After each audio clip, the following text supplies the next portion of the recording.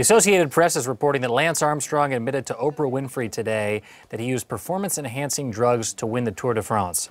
This is according to a source who spoke to the AP on the condition of anonymity. Here to talk about it is HuffPost sports columnist Jordan Schultz in New York and Chris Greenberg, HuffPost sports editor in New York City. Welcome to both of you guys. How's it going?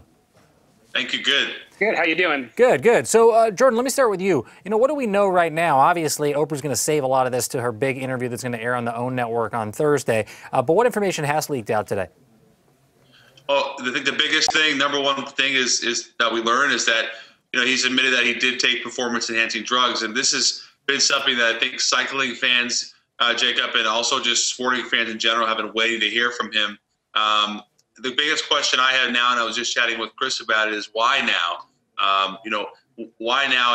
And is it partially because, perjuring yourself is not an issue anymore, that the time has lapsed? I thought Dan Wetzel of Yahoo wrote a pretty nice column about it. And it's, to me, that's the biggest question I want to know. It's so long after the fact. It's just confusing to me. Right. Chris, a lot of people say that he's doing it now because the statute of limitations, at least in part, might have lapsed. What do you think about that argument? I think that's definitely, a piece of the puzzle here. Obviously the USADA ban and stripping him of the titles not too long ago, I think, was the catalyst for all of this. And, there's a huge public relations battle that, he's hoping this will be a turning point in. And he's got lots of people to make good with. He not only did he take taxpayer money for the sponsorship of the U.S. Postal Service team, but he also sued many people, claiming slander or that they were lying about what he was doing. Let's talk about some of those places and things, Jordan. He some reports that I've read today indicate that he might try to pay some of that money back. Yeah, I have to see that to believe it, Jacob, because Lance has never been a guy that I think we know now that he doesn't always keep to his word. I think that'd be a nice PR move by him. I think the biggest thing for me, the most telling, is that you've seen so many of his teammates testify against him. And then some of the threats that he did make as well. To me, that's more important. The threats that he made, you have teammates telling, the press that he told them, he's going to make their lives a living hell. And that's a direct quote. I mean, stuff like that is very puzzling to me. And once again, I'm still trying to comprehend why. I think when we see the interview, we'll learn more. But there's a lot of things in court, and there's also a lot of money tied up here. I mean, he was dropped by all of his significant sponsors. Livestrong de-associated with him, which, as we know, has been a big part of his career outside of cycling. And then I also want to know, did these PEDs, at some level cause testicular cancer? Did it come after? I mean, too many questions. And that, that's an interesting point, which is, what are the specifics that we're going to hear in his conversations with Oprah? A report that I read today said that he stopped by his foundation, Livestrong. We can see the website that's up on my computer screen right now. But he didn't really get into specifics, according to the reports, and he didn't necessarily apologize for using PEDs for performance-enhancing drugs. Chris, what do you think about whether or not, these are good questions that Jordan raises. How many of them are we actually going to find out about? Are only the ones that are convenient to Lance Armstrong here?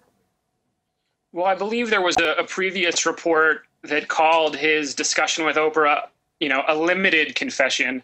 That report, I believe, was before the sit-down interview, so it remains to be seen how much Oprah coaxes out of him when they spoke.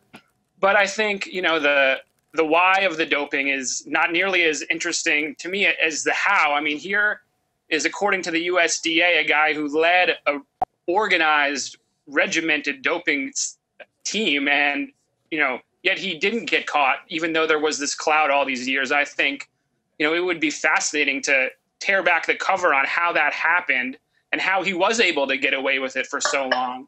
I think the why now, as far as the admission, there are a lot of angles for that, some legal, some public relations, but I think the how of this, if we could ever find out, which I don't think he's going to share that this week.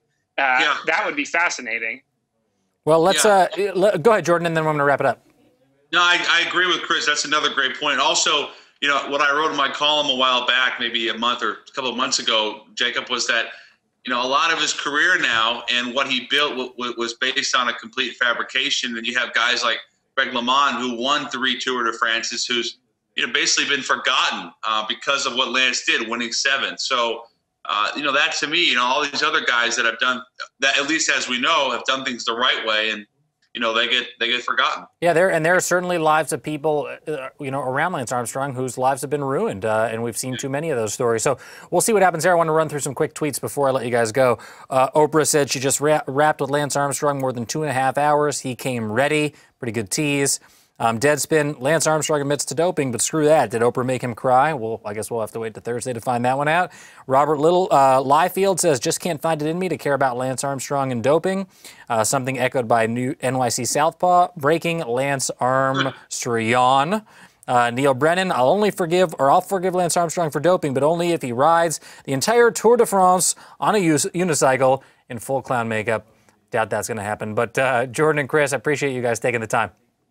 No problem. Thanks. All right, guys. Thanks. Obviously, there'll be a lot more on this in the days to come. So stick with HuffPost Live for the latest on this and a whole lot more.